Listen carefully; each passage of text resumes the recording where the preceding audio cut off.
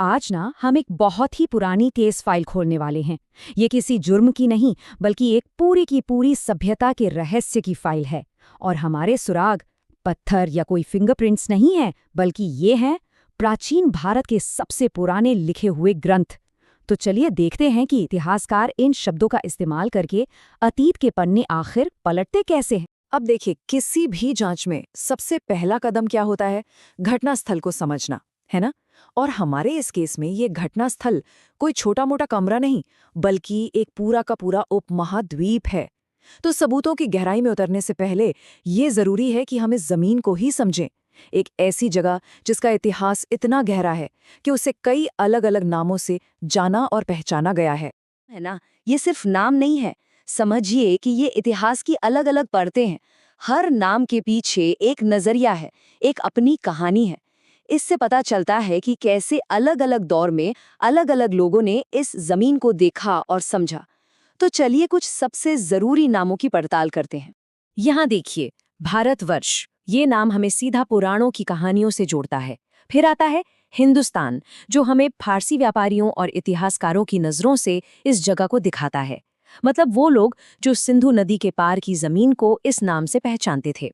और हाँ, इंडिया, ये नाम हमें मिला यूनानियों से। तो मतलब हर नाम अपने आप में एक सुराग है। ये बताता है कि किसने इस जमीन के बारे में लिखा और उसे दुनिया के नक्शे पर कहाँ रखा। चलिए, अब हम अपनी जांच के बिल्कुल सेंटर में चलते हैं, हमारे सबसे पुराने सबूतों की तरफ। वो बुनियादी दस्तावेज जिनसे प्राचीन भारत की कहानी की शुरुआत होती है। और ये सिर्फ किताबें नहीं हैं, ये तो एक पूरी सभ्यता की आवाज़ हैं, जिन्हें हम वेद कहते हैं। अच्छा, वेद कोई एक किताब नहीं है, बल्कि ये 4 ग्रंथों का एक कलेक्शन है। और हर एक का मकसद अलग था। जैसे ऋग्वेद, इसमें देवताओं की तारीफ में भजन है। यजुर्वेद में यज्ञ के नियम और तरीके बताए गए हैं। सामवेद में वो मंत्र हैं जिन्हें गाया जाता था, मतलब सेरेमनी के लिए। और अथर्ववेद, उसमें जादू टोना और आम लोगों के जो विश्वास थे उनका जिक्र मिलता है। तो सब मिलकर ये हमें उस दौर के समाज की एक पूरी तस्वीर देते हैं, पूजा पाठ से लेकर रोज की जिंदगी। और हाँ, इन चारों में से ऋग्वेद को सबसे पुराना और सबसे जरूरी सुराग माना जाता है। क्यों? क्योंकि ये हमें उस समय के धार्मिक, सामाजिक और यहाँ तक कि राजनीतिक जीवन में सीधे झांकने का मौका देता है। और ये कितना बड़ा है, इसका स्केल कितना बड़ा है। खैर, अगली संख्या शायद आपको हैरान कर दे। 10,462। जी हाँ, ये कोई छोटा मोटा नंबर नहीं है। ये ऋग्वेद में मौजूद श्लोकों यानी छंदों की कुल संख्या है।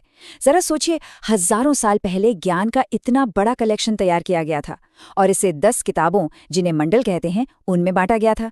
ये उस जमाने के लिए एक बहुत बड़ी लाइब्रेरी के बराबर था। है तो सवाल ये है कि ऋग्वेद हमें बताता क्या है? देखिए, ये सिर्फ प्रार्थनाओं का कलेक्शन नहीं है।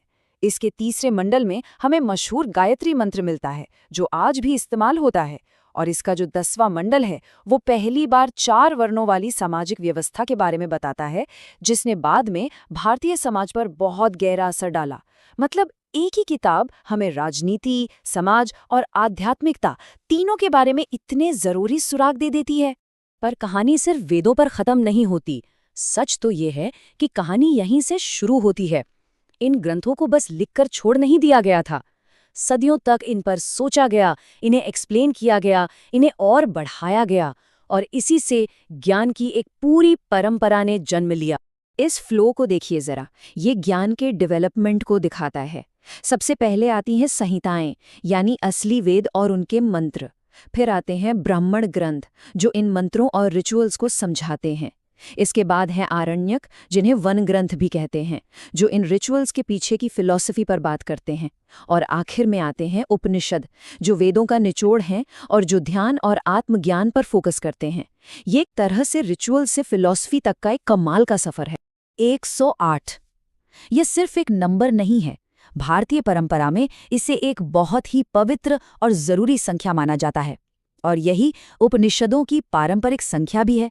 ये 108 ग्रंथ मिलकर वेदों की फिलॉसफी की चोटी बनाते हैं, जो हजारों सालों से ज्ञानियों और साधकों को प्रेरणा देते आ रहे हैं। अच्छा, अब सवाल ये उठता है कि इतने गहरे और मुश्किल ग्रंथों को ठीक ठीक समझा कैसे जाए? तो इसी के लिए बनाए गए वेदांग। इनको आप इन ग्रंथों को समझने के लिए ऑफिशियल डीकोडर रिंग्स की तरह समझ सकते हैं। ये 6 अलग-अलग सब्जेक्ट्स थे, जैसे ग्रामर, एस्ट्रोलॉजी, फोनेटिक्स, और इन्हें इसलिए बनाया गया था ताकि इन पुराने सुरागों का मतलब वक्त के साथ खो ना जाए और कोई उन्हें गलत ना समझ ले। अब देखिए, एक अच्छा जासूस कभी भी सिर्फ एक ही तरह के सबूत पर यकीन नहीं करता। क्यों? क्योंकि एक ही सोर्स से मिली जानकारी अधूरी भी हो सकती है और पक्षपाती भी। इतिहासकार भी बिल्कुल ऐसे ही काम करते हैं। सिर्फ धार्मिक ग्रंथों से जो तस्वीर बनती है, उसे पूरा करने के लिए हमें दूसरे सुरागों पर भी नजर डालनी होगी। और यहाँ पर जो सबसे दिलचस्प बात है वो ये है कि इतिहासकार कैसे एक मुकम्मल तस्वीर बनाने के लिए इन 2 तरह के सोर्स को मिलाते हैं। एक तरफ है धर्म ग्रंथ जो हमें विश्वास और फिलॉसफी के बारे में बताते हैं, और दूसरी तरफ है ऐतिहासिक ग्रंथ जो हमें राजाओं, कानूनों और राजनीति की दुनिया की सैर कराते हैं। तो ये है कुछ और जरूरी सुराग जो धार्मिक नहीं है, जैसे पुराण जो हमें मौर्य और गुप्त जैसे राजवंशों की पूरी वंशावली बताते हैं। बौद्ध और जैन साहित्य हमें उस दौर के समाज की एक अलग ही झलक दिखाते हैं। और फिर आता है कौटिल्य का अर्थशास्त्र। ये कोई धार्मिक किताब नहीं, बल्कि ये तो शासन, जासूसी और युद्ध पर एक प्रैक्टिकल गाइडबुक है। तो ये सारे सोर्स हमें वो नाम, वो तारीखें और वो राजनीतिक घटनाएं बताते हैं जो हमें धार्मिक ग्रंथों में आसानी से नहीं मिलती। ये जो कोट है, ये पाणिनि की किताब अष्टाध्यायी के बारे में है। अब कोई भी सोचेगा कि भाई एक ग्रामर की किताब का इतिहास से क्या लेना देना, लेकिन मजे की बात यह है कि ये किताब हमें मौर्य काल से भी पहले के भारत की जिंदगी के बारे में बहुत जरूरी जानकारी देती है। कैसे? क्योंकि इसके उदाहरणों में उस समय के शहरों, लोगों और रीति रिवाजों का जिक्र मिलता है। तो ये सारे अलग अलग टुकड़े, ये इतने सारे पुराने सुराग आखिर एक साथ जुड़ते कैसे हैं? बस यहीं पर इतिहासकार का काम शुरू होता है, जो एक पहेली जोड़ने जैसा है। देखिए, इतिहास हमें बना बनाया नहीं मिलता, उसे तो जो भी सबूत हाथ लगते हैं उनके टुकड़ों से बनाना पड़ता है। हर किताब, चाहे वो कोई गहरी फिलॉसफी वाला उपनिषद हो या अर्थशास्त्र जैसी कोई राजनीतिक किताब, इस पूरी तस्वीर में एक बहुत जरूरी टुकड़ा जोड़ती है, और इन्हीं टुकड़ों से हमें अतीत की एक झलक मिल पाती है। तो प्राचीन भारत की ये केस फाइल है तो बहुत मजबूत, लेकिन ये पूरी नहीं है, बिल्कुल नहीं। और यही बात हमें उन अनगिनत कहानियों और आवाज़ों के बारे में सोचने पर मजबूर करती है जिन्हें शायद हम कभी नहीं सुन पाएंगे, जो इन लिखे हुए पन्नों के बीच कहीं हमेशा के लिए गुम हो गई हैं।